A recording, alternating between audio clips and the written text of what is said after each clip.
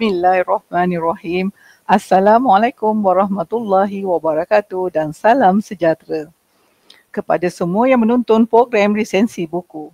Resensi Buku ini di bawah penjanaman baru yang dikenali sebagai Telaah. Ini adalah inisiatif terbaru yang diumumkan oleh Yang Amat Berhormat Perdana Menteri Malaysia serta usaha Kementerian Pendidikan Tinggi untuk memperkasa budaya ilmu di negara ini. Program ini disiarkan melalui tayangan perdana di saluran YouTube Korporat Perpustakaan UiTM Johor. Sebelum resensi ini dimulakan, suka saya mengingatkan bahawa maklumat yang disampaikan dalam program ini adalah bagi tujuan pembudayaan ilmu sahaja. Ianya hanyalah pendapat dan komen peribadi panel dan bukan pendirian rasmi universiti. Pihak universiti tidak bertanggungjawab mengenai komen dan pendapat yang dikeluarkan atau disampaikan. Kata orang, tak kenal maka tak cinta. Saya Normi binti Haji Saleh, pembantu pustakawan kanan selaku kemudi anda sepanjang program hari ini. Telaah bukan sekadar membaca, ia adalah usaha memahami, menyoal dan melongkar makna di sebalik setiap wacana. Seterusnya, wacana jemputan khas pada hari ini akan dikendalikan oleh yang berusaha Ustaz Nazruddin Hashim, pensyarah kanan di UiTM Changan Johor, kampus Segamat. Untuk makluman, beliau adalah pemegang ijazah sarjana muda dan ijazah sarjana dari Universiti Melaya dalam bidang syariah. Kini beliau sedang menyiapkan pengajian ijazah kedoktoran PhD dalam bidang pengajian Islam Contemporary di UiTM. Beliau terlibat dalam bidang penulisan akademik dan bukan akademik sejak tahun 2000 sehingga 2024 dan telah menulis lebih daripada 5 buah buku. Penerbitan yang dihasilkan termasuk buku teks pengajian Islam kegunaan pelajar diploma UiTM. Selain itu, beliau turut aktif menyampaikan dakwah melalui kuliah dan ceramah di negeri Johor. Beliau juga merupakan pengamal perubatan Islam yang menerima ijazah perubatan Islam dari Pusat Perubatan Islam Darussalam Malaysia. Beliau juga mempunyai tauliah dan aktif mengajar di masjid dan surau sekitar negeri Johor. Okay. Islam dan Rawatan Diri ini merupakan sebuah buku yang membimbing pembaca memahami kaedah rawatan berasaskan ajaran Islam dekat dengan amalan harian kita. Ditulis dengan gaya yang mudah difahami, buku ini sesuai dijadikan inspirasi dan rujukan oleh semua peringkat usia. Okay. Apa khabar Ustaz? Ya, Alhamdulillah. Okay, Alhamdulillah. Boleh kita mulakan ya? InsyaAllah boleh. Okey Ustaz, sebagai permulaan saya ingin bertanya, apakah sumber inspirasi Ustaz yang utama untuk menghasilkan buku Islam dan Rawatan Diri? Serta bagaimana ilham ni boleh tercetus sehingga dapat diterjemahkan dalam bentuk penulisan? Okey, silakan Ustaz. Bismillahirrahmanirrahim. Assalamualaikum warahmatullahi wabarakatuh. Alhamdulillah. Wassalatu wassalamu ala rasulillah wa ala alihi wa sahbihi wa man wala amma ba'd. Terima kasih kepada Puan Nurmi selaku kemudi program Telaah pada hari ini. Jadi kalau kita merujuk kepada persoalan yang diberikan, sebelum saya menjawab, saya kira sebenarnya penulisan buku ini dia melibatkan ada satu kerjasama lah, bukan secara perseorangan, kerjasama bersama dengan rakan-rakan pensyarah di Akademi Pengajian Islam itu sendiri. Baik, jadi soalan tadi berkenaan dengan sumber inspirasi utama. Sebagi saya ada dua sumber utama lah. Ya. Yang pertama sekali saya terinspirasi dengan buku-buku, kitab-kitab yang ditulis oleh para ulama terdahulu dan juga ulama yang ada pada zaman kontemporari. Sebenarnya sebaik saya bagi contoh, kalau kita lihat antara ulama dahulu yang telah menulis kitab ataupun buku tentang perubatan ini ramai. Ya, salah seorangnya adalah kita lihat Imam Ibnul Qayyim Al-Jauziyah yang telah menulis kitab Tibbun Nabawi sebagai rujukan utama kita umat Islam, ya, untuk kita rujuk tentang isu-isu perubatan. Itu di zaman dahulu. Ya. Tapi kalau di zaman sekarang ini yang kontemporari, contohnya kalau di negara Arab, kita ada Syekh Wahid Abdul Salam Bali yang telah menulis satu kitab, saya rasa kitab rujukan utama tentang perubatan Islam, ya, iaitu tentang yang bertajuk iaitu Wiqayatul Ins Minal Jinni Wasyaitan. Kalau kita terjemahkan maksudnya kita kata gangguan jin dan syaitan terhadap kehidupan manusia. Itu kalau negara Arab. Kalau di negara kita Malaysia, saya rasa ada banyak, ya, ada banyak kitab buku yang ditulis, sama ada oleh pusat rawatan ataupun oleh individu-individu yang terlibat dalam bidang perubatan. Itu yang pertama, sumber inspirasi. Okay. Kemudian yang kedua adalah saya melihat bahawa sebab saya terlibat secara langsung dalam perubatan Islam, mempraktiskan ataupun mengamalkan, kita lihat bahawa masyarakat hari ini mencari rujukan. Ya, apabila menghadapi kita kata masalah yang melibatkan penyakit ini, sama ada penyakit yang berbentuk fizikal ataupun yang bukan fizikal, maka mereka mencari suatu sumber rujukan untuk mereka baca dan mereka menghadam, memahami, menjadi panduan. Jadi oleh kerana itulah saya rasa dua sebab ini yang mendoronglah tim, satu kumpulan kami untuk kami terbitkan buku ini. Itu asalnya lah, sumber inspirasi. Okey Ustaz. Menarik kan kita dengar inspirasi daripada Ustaz tadi. Okey. Sekarang Ustaz, selain daripada itu juga saya nak tanyalah, kalau kita tengok kat buku ni macam Ustaz tadi pun dah terangkan juga tim Ustaz kan, beberapa orang. Jadi saya rasa pun soalan yang mungkin saya tanya ni juga telah Ustaz jawab, tapi saya nak tanya jugalah Ustaz. Selain daripada Ustaz ni, beberapa orang lagi penulis yang ada di dalam tu. Jadi saya nak tanyalah, bagaimana cerita ni boleh timbul, idea ni untuk menulis buku ini secara bersama dengan penulis yang lain. Okey Ustaz, saya nak persilakan. Okey, baik. Tadi saya dah sebut tadi bahawa buku ini adalah hasil kerjasama antara rakan-rakan yang ada di ASIS.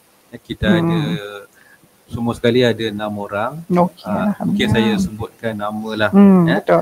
Sumbangan kawan-kawan rakan-rakan. Antaranya Ustazah Mahasin binti Saja, Ustaz Muhammad Zaki bin Razali, Ustazah Khadijah Amira binti Abdul Rashid.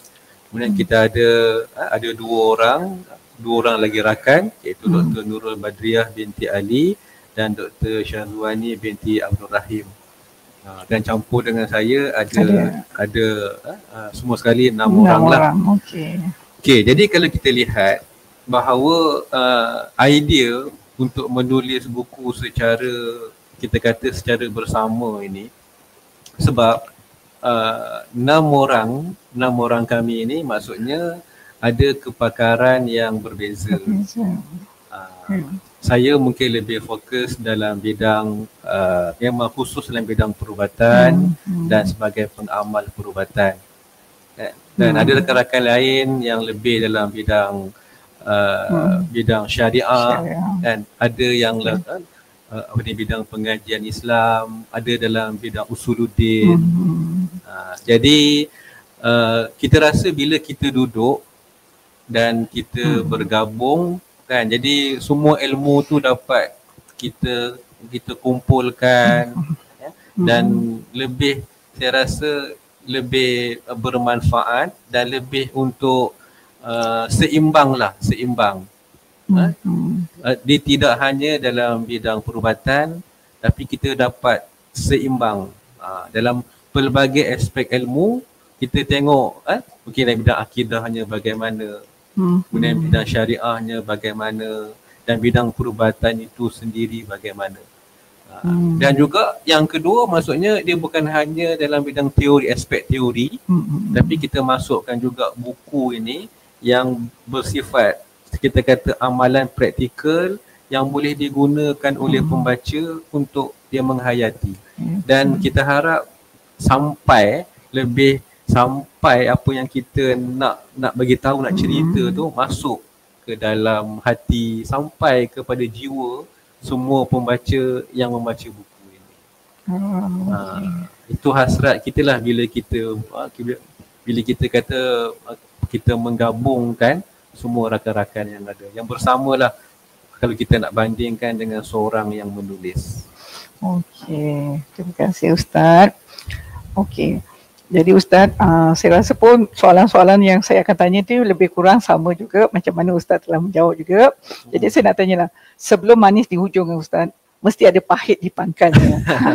Jadi saya nak tanya juga, jadi macam mana Ustaz menghadapi cabaran yang Ustaz hadapi untuk menyatukan gaya penulisan dari pandangan yang berbeza daripada para penulis. Okey tu. Betul. Saya tanya. Okay. Dia betul lah, saya setuju apa yang Puan Nurmi sebut lah. Maksudnya dalam apa benda pun, sebelum kita mencapai hasilnya, pasti akan ada cabaran. Okay.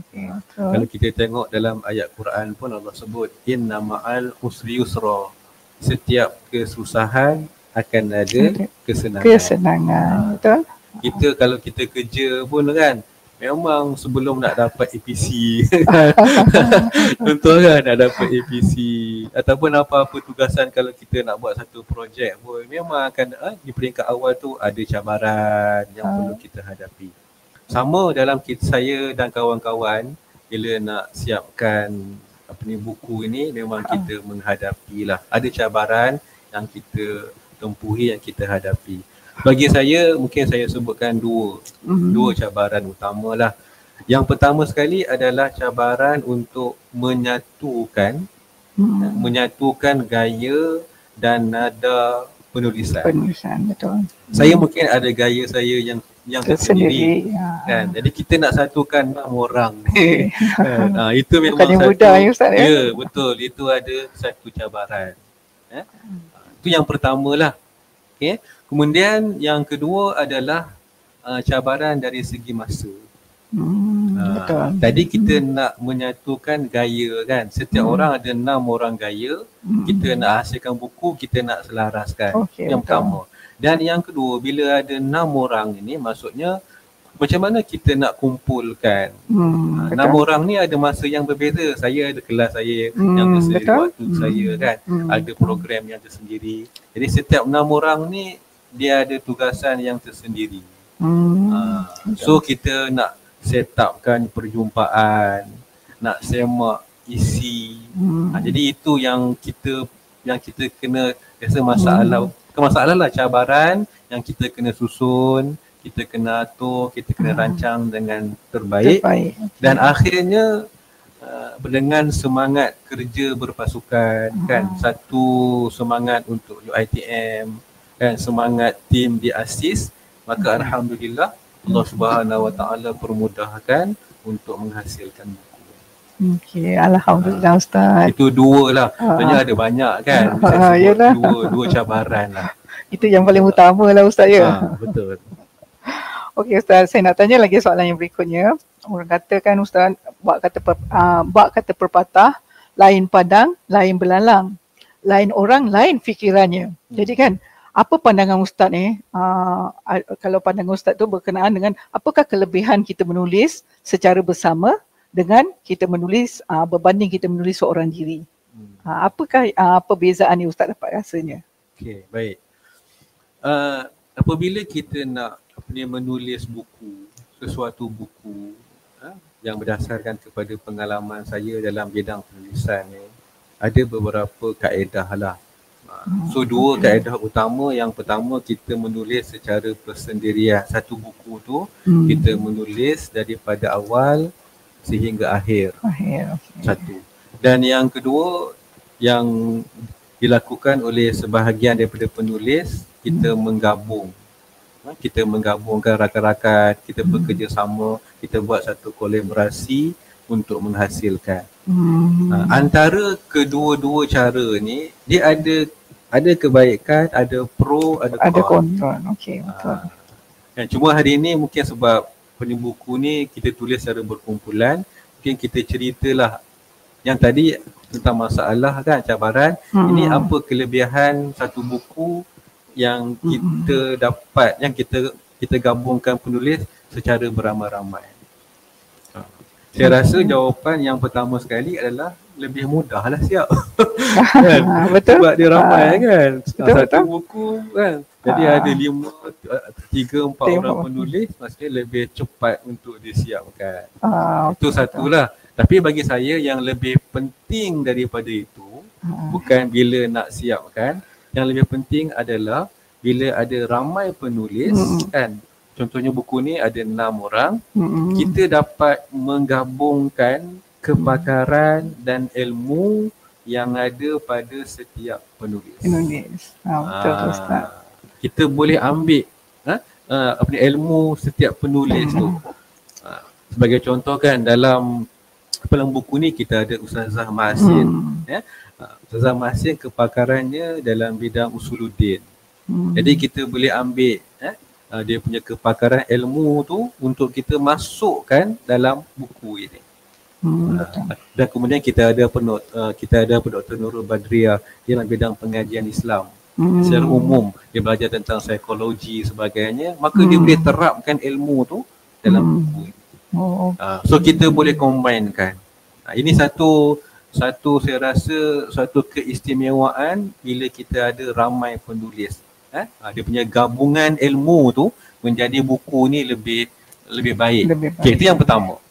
Yang kedua, bila kita ada ramai penulis, kita dapat saling semak dan melengkapi antara satu sama lain.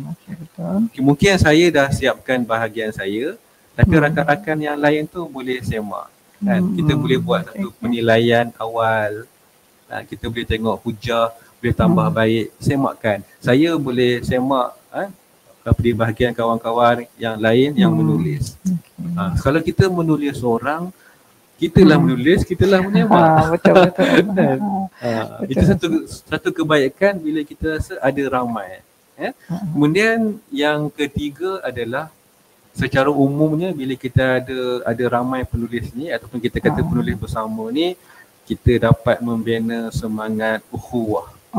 Betul. Semangat berpasukan, kita ada discussion bersama kan, ada masa untuk kita bersama. Jadi kita boleh kekuatan ukhuwah, persaudaraan, teamwork tu lebih kuat. Dan kita boleh menghormati masa. Itu kita belajar kan. Macam mana bila kita ada kawan teamwork ni, kita kena hormat. Tapi kita kata mungkin masa kawan kita kan, kita dah set untuk buat perjumpaan sebagainya. Jadi kita kena hormat masa dia. Ada banyak benda yang kita belajar kat situ. Jadi ada 3 benda lah yang saya sebut bila kita buat buku, tulis buku ini secara dalam satu tim, secara kerjasama. Okey. Wah. Bermakna ni Ustaz, apa orang kata, dengan berbeza pandangan dan juga pendapat, penulisan kita ini akan jadi lebih luas dan juga bernilai. Betul Ustaz? Okey. Okey Ustaz. Sekarang kita nak masuk ke bab kandungan buku lah Ustaz. Saya rasa ni bab-bab ni adalah poin-poin yang penting lah, yang memang saya rasa menarik lah untuk saya rasa ramai yang ingin mengetahui dengan lebih lanjut berkenaan dengan buku Islam dan Rawatan Diri ini. Jadi dalam penulisan ini, Ustaz ada menekankan aspek perubatan menurut Islam. Jadi kita nak tanyalah, apa pandangan Ustaz mengenai isu ini penting untuk diberi perhatian, terutamanya dalam golongan ataupun generasi muda masa kini. Okey Ustaz. Okey, baik. Saya rasa satu soalan yang bagus tentang apa yang ditanya kan. Hari ini kita bila kita nak tulis buku ni, antara perkara yang kita lihat adalah masyarakat hari ini kita tengok kefahaman tentang Islam sebagai agama yang sempurna, ya, agama yang menyeluruh itu kita nampak memang masyarakat kita dah faham. Okay, betul. Tetapi kita perlu lebih tambah lagi kefahaman itu. Okay, betul. So ada di kalangan kita kadang-kadang disebut bahawa Islam ini hanya sekadar kehidupan keagamaan, kemudian perkahwinan, dan dalam aspek-aspek kita kata ekonomi kita ada muamalat hari ini, kan? Tetapi ada juga sebahagiannya yang mungkin terlepas pandang bahawa dalam perubatan juga Islam telah memberikan penjelasan. So Islam ni agama yang sempurna, agama yang menyeluruh. Semua aspek kehidupan kita ada dijelaskan, ada dibincangkan di dalam Islam. Itulah sebabnya kita rasa kita perlu keluarkan, kita perlu bincang isu ni secara ringkas. Dalam buku ni kita sebut sedikit supaya kita faham Islam itu sempurna, meliputi juga aspek perubatan. Okey. Kemudian yang kedua, bila kita pergi ke peringkat yang kedua, bila kita sebut tentang perubatan, ada di kalangan kita yang tak nampak lagi bahawa Islam menyediakan satu penyelesaian dalam bidang perubatan. Setengah tu ada yang menolak langsung. Betul-betul. Dia kata bila Islam ni kita kan hanya pergi jumpa doktor sahaja. Kita tak menafikan, Islam pun suruh kita pergi jumpa doktor, kan? Kita berubat, buat ujian kesihatan dan sebagainya. Namun kita kena faham bahawa bila kita kata perubatan, sakit ini ada banyak kategori. Betul Ustaz. Ada banyak kategori. Ada satu yang melibatkan fizikal dan ada juga penyakit yang kita tak boleh describe. Betul. Kadang-kadang kita dah buat semua ujian, ujian semualah kan. Kita dah ambil darah, ya, buat menggunakan teknologi MRI sebagainya, tapi masih belum dapat dikenal pasti penyakit yang macam tu. Dan itulah kita kata bahawa kira penyakit ni ada pelbagai jenis dan Islam datang sebagai satu solution untuk menyelesaikan masalah itu. Dan itulah yang kita namakan sebagai konsep syifa di dalam Al-Quran. Okay, bila ada penyakit, maka pasti ada ubat. So ubatnya ada yang melibatkan ubat-ubat yang kita makan hari ni kan, sama ada akar kayu ke ataupun ubatan saintifik ke, dan juga perubatan menggunakan ayat-ayat suci Al-Quran, menggunakan doa, menggunakan zikir. Jadi maksudnya Islam ni perubatan ni kita kena lengkap. Bukan hanya satu sahaja tapi dia lengkap. Dia melibatkan pelbagai aspek. Itu yang kedua. Dan yang ketiga adalah bila sebut tentang perubatan Islam ni, okay, tadi kita kata Islam agama yang lengkap, ada semua benda. Kemudian yang kedua tadi saya sebut bahawa Islam ni ada membincangkan tentang perubatan. Dan perubatan ni satu benda yang besar kan.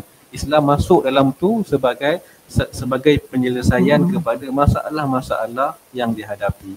Yang ketiga pula, ada juga di kalangan kita ni yang dah faham benda ni dan dia mencari perawat. Perawat, betul. Untuk nak merawat apa masalah yang dihadapi.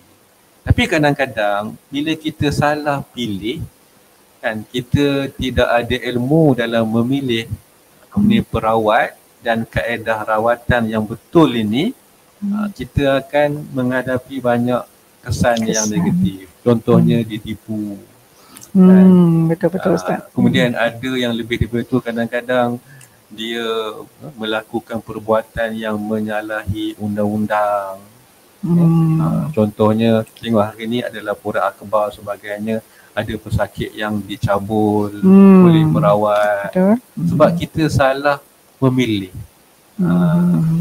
Satu aspek, dan satu aspek lagi kadang-kadang dari segi kaedah rawatan yang diberikan tu tidak menepati syariat Islam. Jadi bila tak menepati syariat Islam ni, tak jaga adab dan sebagainya, maka bagaimana Allah Subhanahu Wa Taala nak memberikan kesembuhan dan keberkatan. Jadi itulah pentingnya kita memahami perubatan Islam. Okey. Okey, betul lah Ustaz. Kalau kita tengok kat sini pun yang saya baca, saya ternampak lah di sini sabda Rasul Nabi Muhammad SAW yang bermaksud bagi setiap penyakit ada ubatnya. Apabila betul ubatnya, maka sembuhlah dengan izin Allah SWT. Riwayat Muslim. Okey. Okey Ustaz, soalan yang seterusnya Ustaz Kalau kita tengok dalam buku ni ada menekankan terhadap etika. Etika berkaitan rawatan. Jadi saya nak tanyalah, apa sebenarnya yang dimaksudkan dengan etika sebelum, semasa dan selepas menerima rawatan? Maklumlah Ustaz kadang-kadang kita ni kurang peka tentang adab ataupun batasan yang perlu dijaga. Jadi boleh tak Ustaz terangkan kenapa aspek ni penting dalam rawatan menurut Islam? Okey, bab yang kedua ni Ustaz. Okey, baik. Sebelum saya respon kepada soalan yang diberikan, jadi mungkin kita tengok tadi kan hadis Nabi SAW yang mana Nabi sebut iaitu sabda Nabi, setiap penyakit ada ubatnya ataupun likulli da'in dawaun, setiap penyakit yang Allah Subhanahu Wa Taala jadikan ataupun turunkan kepada manusia ni ada dawaun, ada penawarnya. Jadi maksudnya apa? Allah suruh kita berubat. So jangan bila sakit tak apalah kan. Ni dah takdir. Kan? So Allah dah tentukan, saya terima je lah. Itu tak betul kaedah ataupun pegangan yang macam tu. Apa-apa penyakit yang kita hadapi, usaha cari ikhtiar. Cuma ikhtiarnya kena guna cara yang menepati Islam. Jangan kata pergi hospital tu tak Islam, tidak. Pergi hospital, jumpa doktor, itulah Islam suruh. Betul. Kan? Cuba saya bagi contoh kan. Tengok. Siapa yang menjadi asas ataupun tokoh dalam bidang perubatan? Ibnu Sina. Dia tokoh perubatan yang menjadi rujukan kepada semua orang di zaman sekarang. Dia buat pembedahan sebagainya kan. Jadi maksudnya kita jumpa doktor, buat pembedahan, ambil macam-macam, itu adalah Islam lah. Saya nak betulkan, kadang-kadang kita kata bila sebut Islam ni hanya pergi jumpa ustaz. Betul-betul. Itu satu kefahaman saya rasa yang perlu kita betulkan lah kan, yang perlu kita luruskan kefahaman itu. Baik. Soalan yang berkaitan dengan etika rawatan. Okey, semua pekerjaan yang kita lakukan dalam semua bidang kena ada etika, kena ada adab. Semua benda kan. Saya bagi contoh lah. Kalau kita nak berniaga, dia ada etika perniagaannya. Betul. Kalau kita di universiti, kita mengajar kan, ada etika, ada adabnya. Jadi di dalam Islam yang melibatkan rawatan ini juga perlu melibatkan etika dan juga adab. Betul, Ustaz. Yang ni kadang-kadang sebab tu kita nampak kepentingan etika dan adab ni, sebab tu kita masukkan dalam buku ini. Kalau kita tengok dekat sini yang berkaitan dengan etika dan adab ni, tengok ada di dalam bab yang kedua, etika dan adab. Jadi bila kita nak mendapatkan rawatan, maka perlu kita rujuk etika dan adab. Baik, bila kita kata rawatan tentang etika dan adab ni, dia melibatkan dua pihak. Pihak yang pertama adalah perawat, orang yang merawat. Dia kena menjaga etika dan adab. Dan juga yang kedua adalah pesakit. Seorang yang sakit. Yang pergi minta untuk mendapatkan rawatan. Jadi ada tiga peringkat, peringkat yang kita kena beri perhatian yang berkaitan dengan etika dan adab. Yang pertama sekali adalah sebelum daripada memulakan rawatan. Sebelum kita nak pergi berubat. Sebelum perawat tu nak memulakan sesi rawatan. Okay. Okay, kalau pesakit sebelum dia nak pergi jumpa dengan perawat. Okay? Okay. So kita tengok dekat sini untuk buku ni saya sebut dekat sini ada yang dimasukkan ada dua lah. Yang pertama adalah keterampilan. Maksudnya kita kena kenal pasti perawat. Perawat. Betul. Seelok-eloknya kita semak latar belakang perawat. Okay. Keterampilan perawat tu sendiri. Tengok latar belakang, tengok dia punya sasiah rupa diri dia. Dan saya rasa di zaman hari ini, pada masa hari ini, iaitu bermula pada bulan April 2025 baru-baru ni, pihak Kementerian Kesihatan Malaysia KKM telah menguatkuasakan undang-undang semua perawat yang nak mengamalkan perubatan Islam mestilah berdaftar dengan KKM. Jadi kalau etika maksudnya seorang perawat kalau dia nak bagi rawatan dia kena berdaftar dengan Kementerian Kesihatan Malaysia. Itu yang terbarulah yang dikuatkuasakan. Itu yang melibatkan keterampilan dirilah, kan? Sama juga kan, nak pakai kopiah ke tak pakai itu tak ada masalah. Kita ambil yang paling asas, yang paling basic lah. Okay? Sama juga dengan pesakit. Pesakit apabila nak pergi jumpa dengan perawat, dia kena pakai pakaian yang sesuai lah, kan? Sebab apabila sesi rawatan, kita tak boleh menjangkakan apa yang akan berlaku. Mungkin kadang-kadang pesakit tu dia tak sedarkan diri, kan? Okey, betul. Kalau pakaian dia yang kurang sesuai kan sebagainya, kita takut nanti mungkin ada isu aurat. Kan? Betul. Satu. Kemudian yang kedua adalah dari segi yang paling penting lah, iaitu kena ada di sini, kena ada rekod pesakit dan juga kerahsiaan. Jadi maklumat pesakit tu kena diketahui oleh perawat. Kan? Dan pesakit tu kena menceritakan apa masalah yang dihadapi. Dia tak boleh sembunyilah, kan? Saya bagi contoh, kan, kadang-kadang bila kita buat rawatan, bila kita tanya pesakit ni, dia diam je, dia tak beritahu yang sebenar. Kita dah mulakan sesi rawatan, bila tengok 2 kali 3 kali rawat, tengok kesan tak ada. Bila kita tanya lagi, rupanya dia tak bagi tahu maklumat sebenar. Contoh, kan, dia ada pakai tangkal. Okey. So tangkal tu ada pada dia, tangkal ataupun istilah kita sebut sebagai wafak, kan. Dia ada bersama dengan dia, kan. Bila kita ruqyah semua, dia tak bagi tahu benda tu. Jadi dia menghalang lah. Dia menghalang proses untuk penyembuhan dan sebagainya. Jadi maksudnya seorang pesakit tu dari segi etikanya dia kena menceritakan secara yang benar apa masalahnya. Okay, itu antara contoh sebelum memulakan rawatan. Okay. Jadi yang kedua adalah apabila kita memulakan rawatan. Bila sesi rawatan telah pun kita mulakan. Jalankan. Okey, baik. Semasa rawatan, antara etikanya adalah kena jaga batas syar'i. Mungkin kalau perlu bersentuhan, perlu sentuh kepada pesakit pun, kita sentuh secara minimal. Kan? Dan elakkan, memang bukan elakkan, memang tak boleh pun sentuh tempat-tempat yang sensitif, kan, yang dilarang, tak boleh. Dia kena ada batas syar'i. Yang kedua, semasa rawatan tu, kita hendaklah dalam suasana tempat rawatan tu tenang. Mungkin kalau rumah, kan, keadaan dia tenang. Ini kalau masuk rumah nak rawat dengan lintang puka, kan.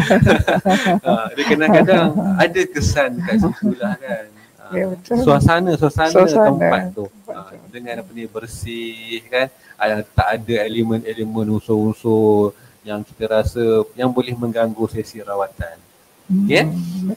Kemudian yang ketiga adalah perawat juga semasa rawatan, etikanya adalah kena menjaga tutur kata. Bukan dengan suara yang kasar kan, mengherdik.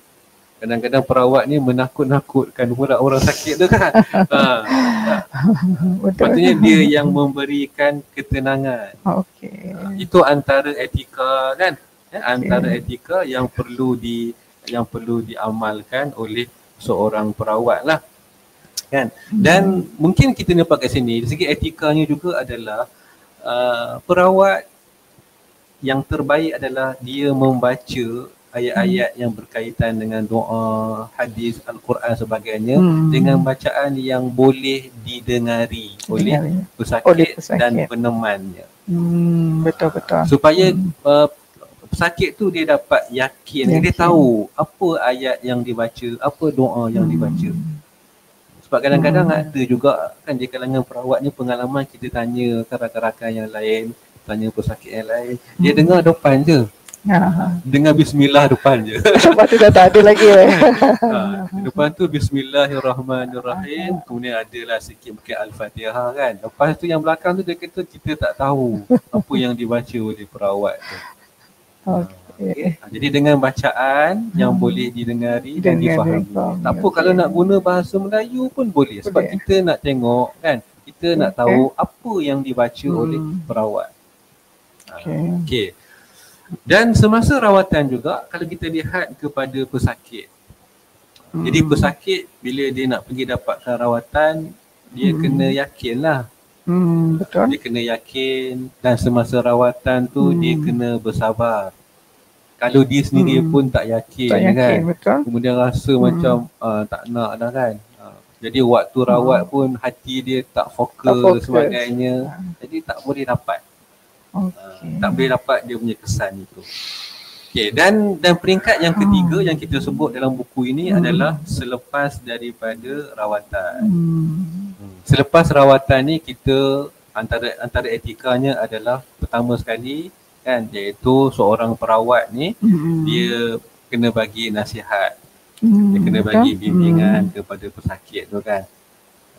Kalau dia boleh bagi tahu secara umum apa masalah, bagi tahu secara umum masalah, dan mungkin dia bagi nasihat, dia bagi amalan, apa amalan yang boleh untuk dia bagi ketenangan kepada pesakit kan, apa amalan yang boleh dia buat.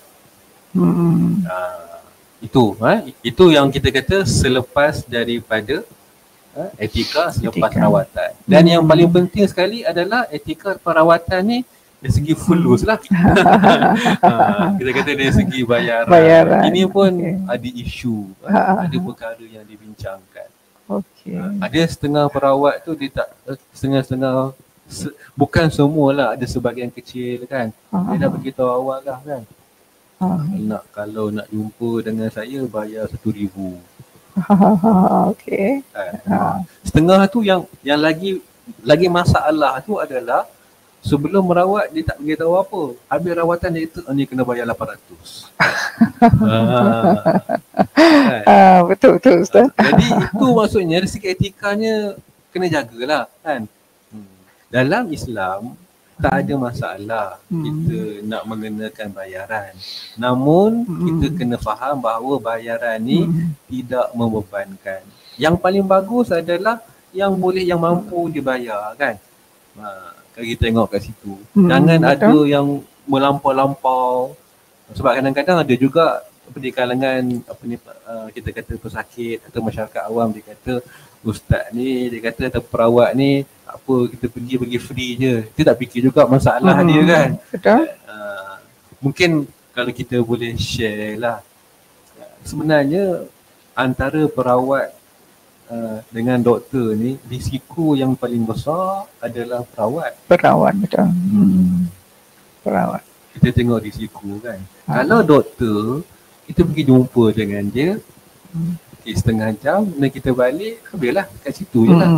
Tapi kalau perawat, kita berdepan dengan sesuatu yang tak nampak. Kan? Contohnya kalau kita berdepan dengan orang yang ada masalah sihir, dia akan tahu sihir ni, tukang sihir tu dia akan tahu kan, siapa yang merubat sebagainya.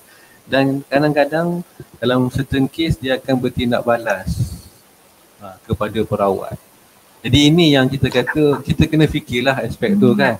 Cuma dari segi bayaran tu saya rasa bayaran yang munasabah lah kan, yang sesuai kan. Islam tak ada masalah. Saya bagi contoh kan, suatu hadis yang kita faham yang berlaku di zaman Nabi apabila sekumpulan sahabat yang bermusafir sampai di sebuah kawasan. Sebuah tempat, penduduk ataupun ketua kepada penduduk di kawasan tu sakit. Dari riwayat sebut disengat oleh haiwan yang berbisa. Dan penduduk di kawasan tu telah pun ikhtiar dah untuk nak ubat tapi tak selesai juga. Maka mereka mendapati ada sekumpulan sahabat yang datang ni dan mereka minta bantuan. Mereka tanya, ada tak di kalangan tuan-tuan yang pandai yang boleh berubat? Maka sahabat ni kata ada di kalangan kami. Dan mereka letakkan syarat. Kalau nak kami rawat, bantu, kena bagi dia punya bayaran dia kena bagi 40 ekor kambing. Jadi ini antara dalil ataupun nas dibolehkan untuk mengenakan bayaran. Cuma etikanya jangan membebankan. Dan kita kata dalam kadar yang sesuai, yang munasabah.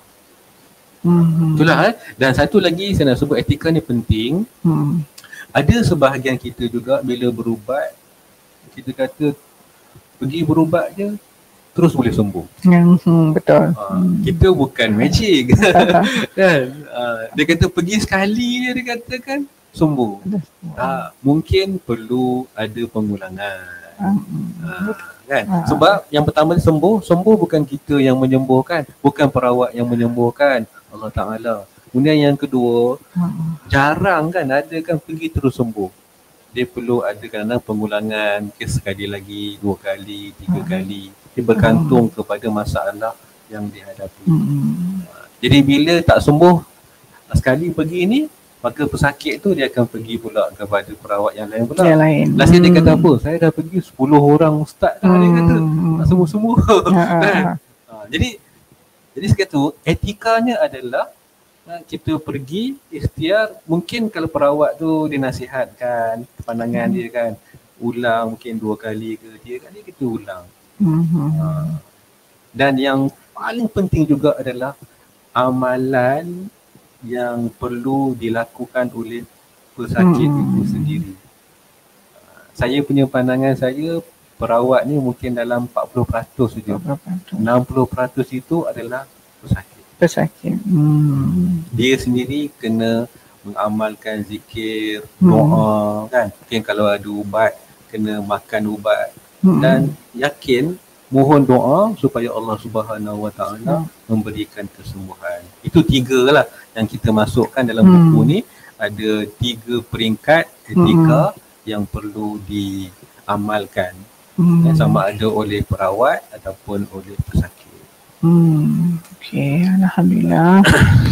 Alhamdulillah, kita dah dengar apa yang dimaksudkan oleh Ustaz berkenaan dengan rawatan kita sebelum, semasa dan juga selepas.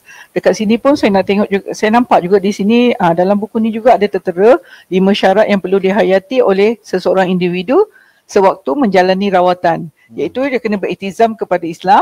Kemudian yang kedua dia niat yang kena benar. Dan yang ketiga memahami mukjizat Al-Quran. Dan yang keempat mengelakkan fitnah. Dan yang kelima adalah tidak terburu-buru. Okey Ustaz. Okey, soalan yang seterusnya Ustaz ya. Boleh tak Ustaz kongsikan bagaimana amalan ruqyah yang diamalkan oleh Rasulullah SAW dan para sahabat baginda? Dan apakah nilai serta panduan yang boleh dihayati untuk menenangkan jiwa kita? Okey, silakan Ustaz.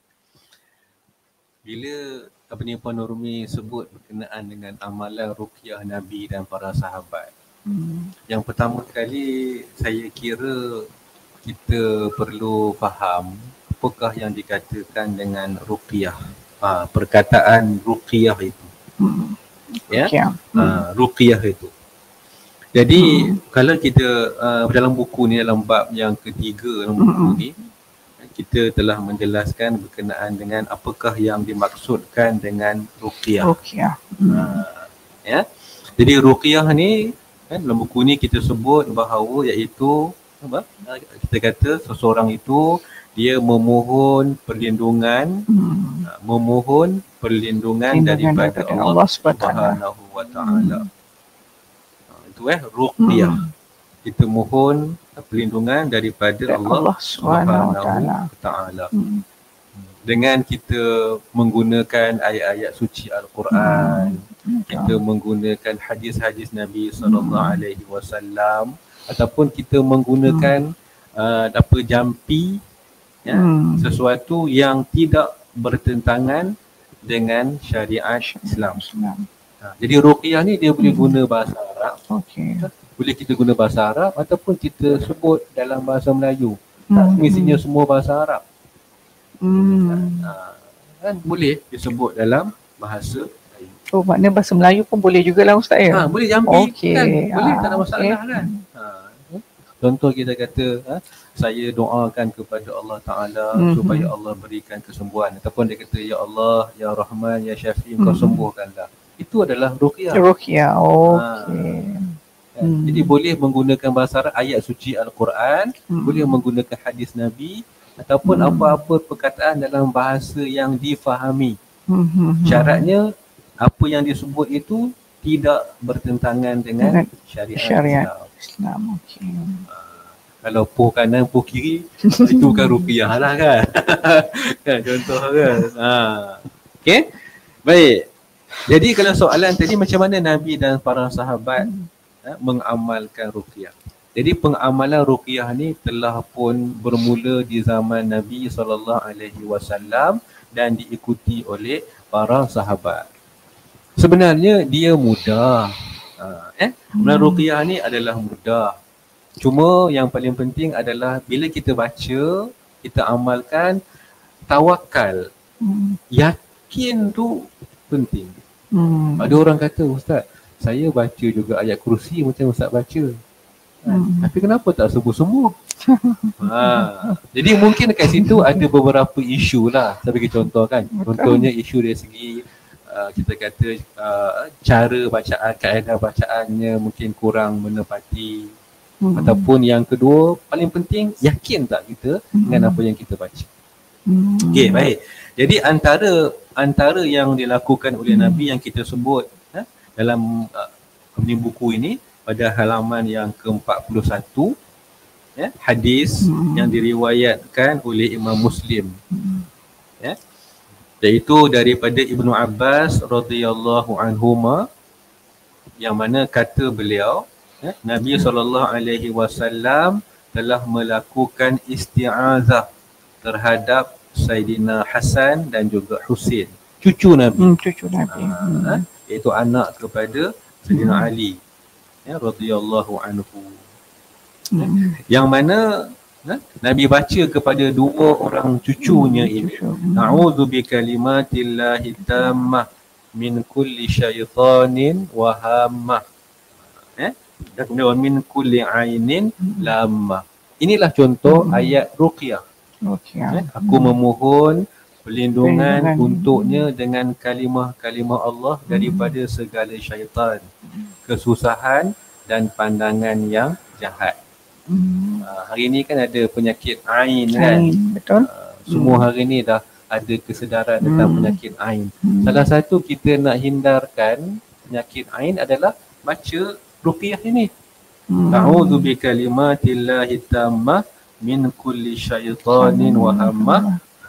Kemudian min kulli ainin lamma. Itu yang dilakukan oleh Nabi SAW kepada cucu baginda Saidina Hasan dan juga Saidina Husin. Ini yang dilakukan oleh Nabi.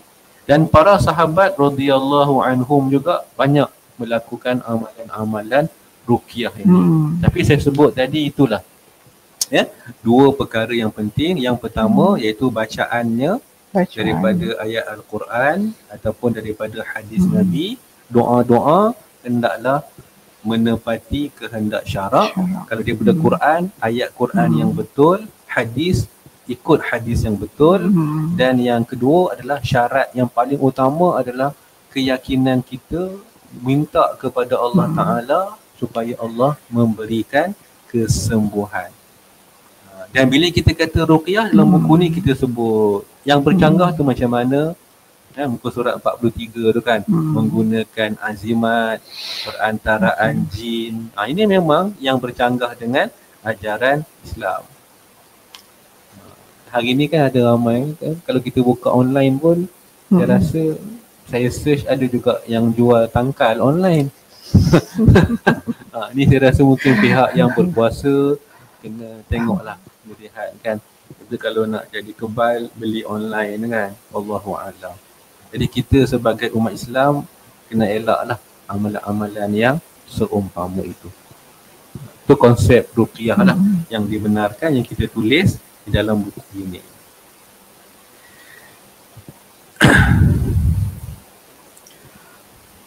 Okey. Okey Ustaz ya. Okey. Kalau kita tengok kat sini ya Ustaz, saya tertarik dengan satu firman Allah SWT yang bermaksud, dan ingatkanlah peristiwa hamba kami iaitu Nabi Ayub ketika ia berdoa merayu kepada Tuhannya dengan berkata, sesungguhnya aku diganggu oleh syaitan dengan hasutannya semasa aku ditimpa kesusahan dan azab seksa penyakit. Jadi kat situ, maka kami timbulkan permohonannya serta kami perintahkan kepadanya, hentakkanlah bumi dengan kakimu. Setelah itu ia melakukan, maka terpancarlah air. Lalu kami berfirman kepadanya, inilah air sejuk untuk mandi dan untuk minum bagi menyembuhkan penyakitmu zahir dan batin. Surah Asad ayat 41 hingga 42. Okay, berapa hebatnya doa-doa ataupun ayat Al-Quran yang perlu kita amalkan. Okey Ustaz, soalan kita yang seterusnya Ustaz ya. Dalam buku ini juga Ustaz ada menekankan peranan ayat-ayat Al-Quran sebagai penyembuh. Okey, bagaimana cara terbaik untuk kita mengamalkannya dalam kehidupan seharian supaya Al-Quran bukan sekadar bacaan tetapi ia menjadi sumber ketenangan dan juga kekuatan diri. Okey, silakan Ustaz. Okay, baik.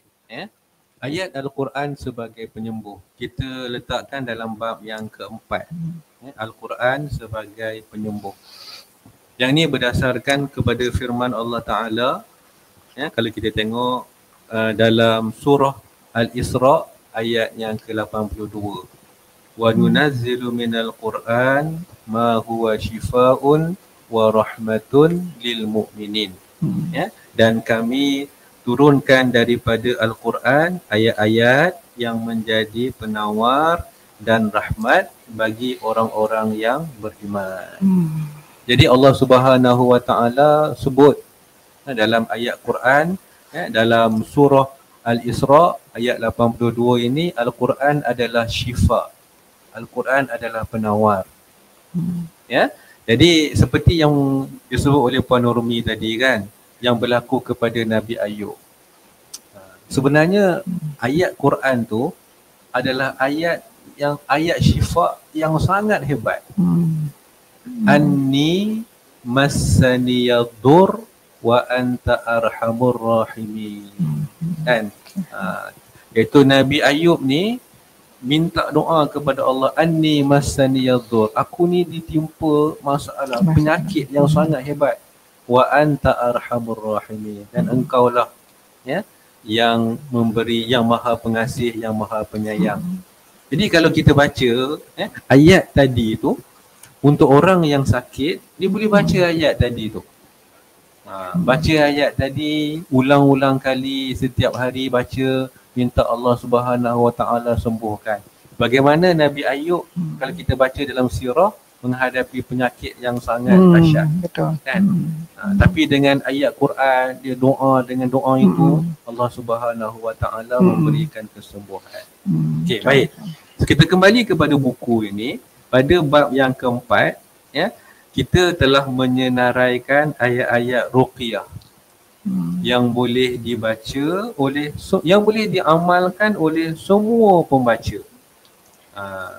Itu daripada halaman yang ke-59 sehinggalah kepada halaman yang ke-77. Baca semua ayat ni. Jadi siapa yang ada masalah kan, ada masalah penyakit sebagainya, boleh amalkan ayat ni.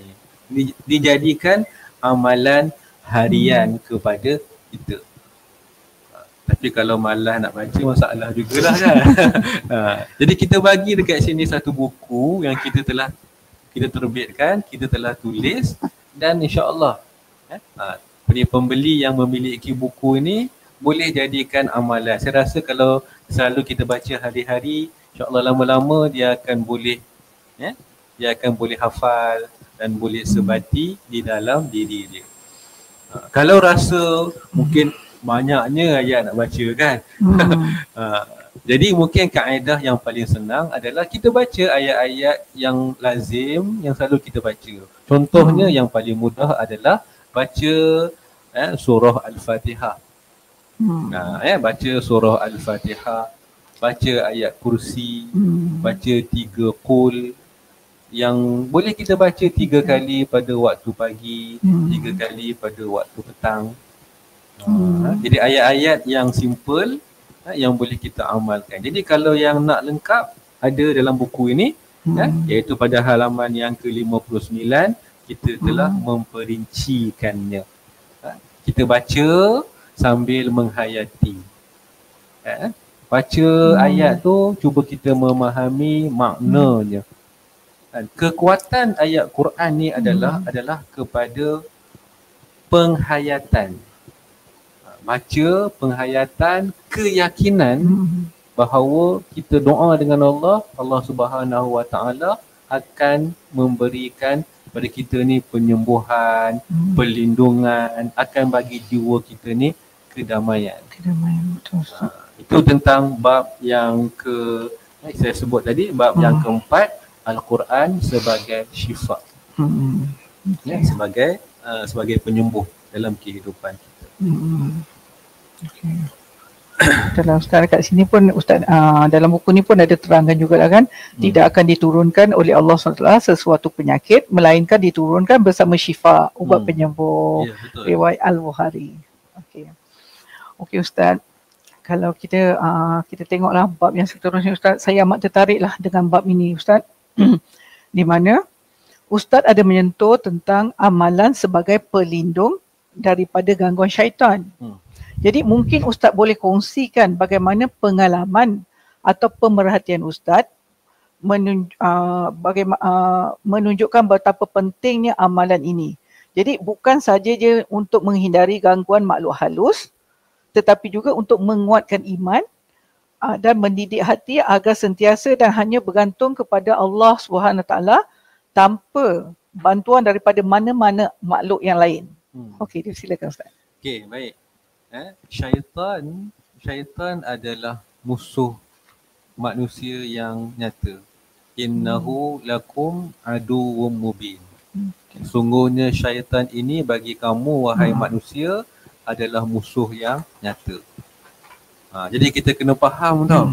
Hari ni kita tak bayangkan syaitan sebagai musuh. Betul. Kan? Kita nampak musuh ni di depan kita. Tapi kita kena faham satu lagi musuh yang Allah dah endorse. Iaitulah syaitan. Masalahnya kita tak nampak dia. Tapi Allah dah bagi tahu. Innahu lakum aduwwum mubin. Allah dah ingatkan kita. Kamu kena ingat wahai manusia, syaitan ni musuh kamu. Baik kan? Ya? Betul. Jadi bila kita faham syaitan sebagai musuh, kan, sebelum kita pergi kepada bab 5 dalam buku ni kan, kita kena tengok kan bagaimana syaitan ini dia sebagai musuh, dia ambil peluang untuk merosakkan kita, masuk dan mengganggu kita. Saya tak masukkan dalam buku ni lah, tapi sebagai maklumat tambahan.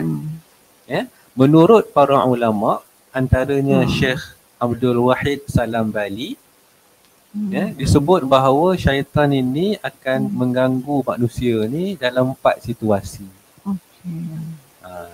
Saya rasa dalam buku ni tak dimasukkan. Ada 4 situasi yang mana syaitan mengganggu manusia. Situasi yang pertama adalah ketika mana seseorang itu keadaan yang marah. Satu. Yang kedua, seseorang yang keadaan sedih. Sedih. Yang ketiga, orang yang keadaan takut. Dan yang keempat adalah keadaan yang terlampau suka. Okey, 4 situasi ni maksudnya bukannya tak boleh ada, tapi jangan terlampau. Semua orang sedih kan, tapi kita kena kawal. Dia punya tahap kesedihan tu kawal. Kan? Semua kita marah. Kan? Tak ada orang yang tak marah kan. Betul. Tapi kita kena kawal tahap kemarahan. Kan? Semua orang takut. Kan? Tapi kita kena kawal. Sebab kalau kita keadaan yang over, yang terlampau tu, maksudnya kita telah membuka ruang untuk syaitan masuk. Okey, maka dalam buku ni kan dijelaskan dekat sini ya, apakah amalan-amalan yang boleh kita lakukan supaya menjadi benteng. Mudah-mudahan bila kita buat dalam 4 situasi tu kan, kita jaga dan kita buat amalan ni. Okey, saya sebut kat sini yang pertama adalah melaksanakan ibadah. Buku ni kan dia sebut. Yang kedua adalah kita membaca ayat-ayat suci Al-Quranul Karim. Saya sebutlah antara ayat suci Al-Quran yang sepatutnya kita baca, ambil dalam ayat ni adalah bahagian yang kelima tu. 2 ayat terakhir dalam surah Al-Baqarah. Dimula dengan ayat amanar rasulu bima unzila ilaihi min rabbihi wal mu'minun sampai hujung. 2 ayat akhir. Ya, sebab hadis yang diriwayatkan oleh Imam Al-Bukhari dan Imam Muslim, siapa yang membaca 2 ayat terakhir surah Al-Baqarah ini pada malam hari, maka ia sudah mencukupi. Maksud cukup itu, kata Imam Nawawi rahimahullahu ta'ala, yang pertama adalah dia cukup pahalanya seolah-olah dia beribadat sepanjang malam. Dan yang kedua, cukup tu maksudnya cukup sebagai perlindungan daripada syaitan. Ini antara contoh yang kita tulis dan kita masukkan dalam buku ini. Okay, 2. Yang ketiga, amalan yang ketiga, kita sebutkan juga membaca doa dan juga berzikir kepada Allah Subhanahu wa ta'ala. Dan kita senaraikanlah doa-doa, zikir-zikir yang perlu kan dijadikan rutin. Okay, saya bagi satu contoh dalam buku ni, halaman 94, hadis yang diriwayatkan oleh Imam Tirmizi.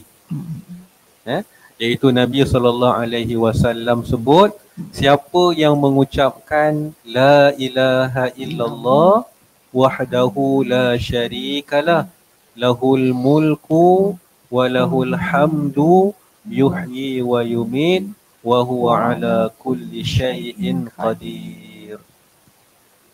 Kan? Zikir ni kita semua dah hafal kan? Jadi kita bagi panduan. Dia kata siapa yang baca 10 kali selepas solat maghrib kan, maka Allah Ta'ala akan mengutus para penjaga yang akan menjaganya dari syaitan sehingga waktu pagi.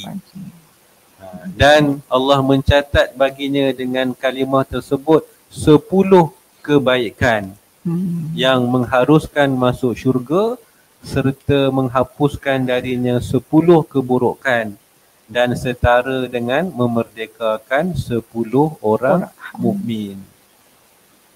Jadi antara zikir-zikir ini yang kita letakkan dalam buku ini, kita bagi beberapa zikir yang mudah untuk kita amal. Tak payah pun, tak payah berat-berat pun kan. Mudah-mudah je kita tuliskan kat sini, kita amalkan.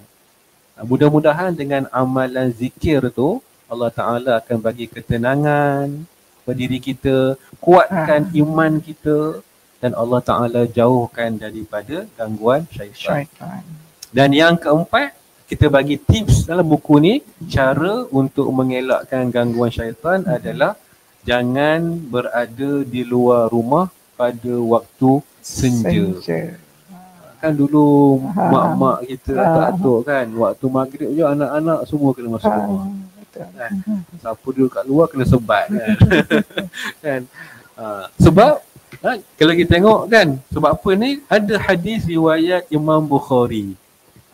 Kan? Jadi mak kita dulu mungkin dia tak belajar, dia tak boleh nak bagi tahu hadis ni kan. Tapi mereka, mak kita, ayah, atuk kita, dia belajar mungkin dekat surau, masjid. Dia ada ilmu tu sampai dekat dia kan. Tapi amalan ni berdasarkan kepada hadis yang mana Nabi sebut apabila kegelapan malam menjelma. Maksudnya dah sampai waktu maghrib atau apabila sudah lewat petang, maka tahanlah anak-anak kamu. Tahan ni maksudnya kumpul.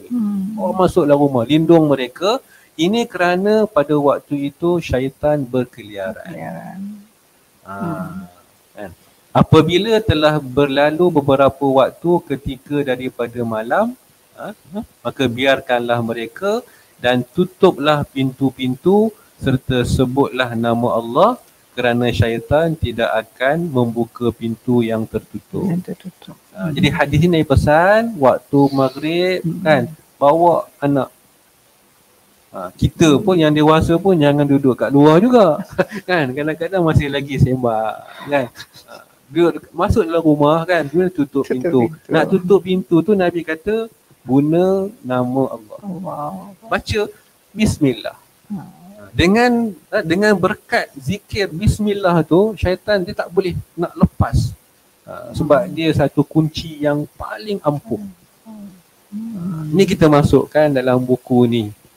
Contoh amalan yang kita boleh buat. Kemudian yang terakhir yang kita masukkan dekat sini adalah antara amalan kita adalah membaca basmalah dan berdoa ketika masuk rumah. Jadi Nabi pesan kepada kita setiap amalan yang kita nak buat kan, mulakan dengan bismillah. Minimal bismillah. Kalau nak baca panjang bismillahirrahmanirrahim boleh, tapi paling tidak bismillah. Sebab dengan asbab zikir itu Allah Ta'ala akan bagi keberkatan. Syaitan tak boleh ganggu kita, kerja kita, amalan kita tu dengan baik. Jadi kita dedahkan, kita sampaikan kepada pembaca dalam buku ini amalan-amalan tersebut. Jadi mudah-mudahan insya-Allah saya bagi tip sikit je. Kalau nak kena belilah. Beli insya-Allah dapatkan ada panduan di sini. Insya-Allah. Okey, sungguh indah apabila kita benar-benar memahami kan Ustaz bahawa setiap yang berlaku ni adalah atas kehendaknya. Kita ni hanyalah hamba yang serba lemah dan tidak mengetahui apa-apa. Yang serba tahu adalah dia, iaitu Allah SWT. Okey Ustaz, soalan seterus kita Ustaz ya. Jadi apakah keunikan? Okey, kalau Ustaz tengok karya-karya lain pun banyak jugalah yang menulis berkenaan dengan bidang rawatan Islam. Jadi kat sini saya nak tanya pada Ustaz, apakah keunikan atau keistimewaan pendekatan Ustaz dalam buku dalam karya yang Ustaz yang sedang ada ni? Jadi bagaimana dia memberi nilai tambah kepada pembaca? Okey, silakan Ustaz. Okey, baik. Bagi saya, kita telah meneliti buku-buku yang ada di pasaran. Kan, sama ada yang ditulis oleh para ulama yang dahulu dan juga yang ada di pasaran sekarang.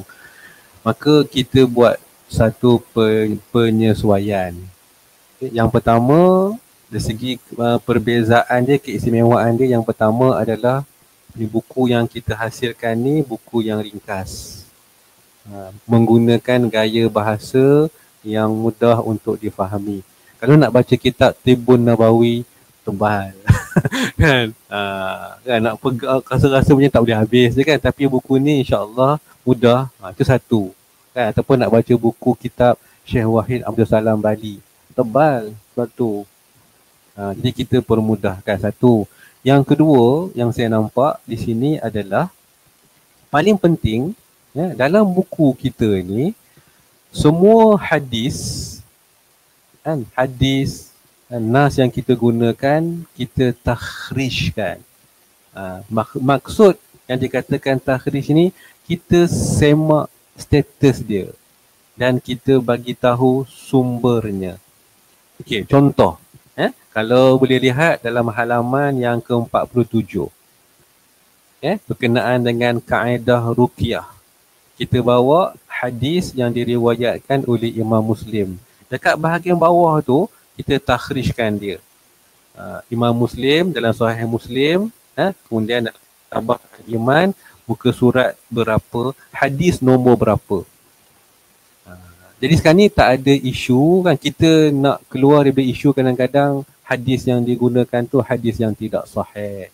Jadi kita letakkan, kita kata martabat hadis. Inilah keistimewaan buku ni sebenarnya.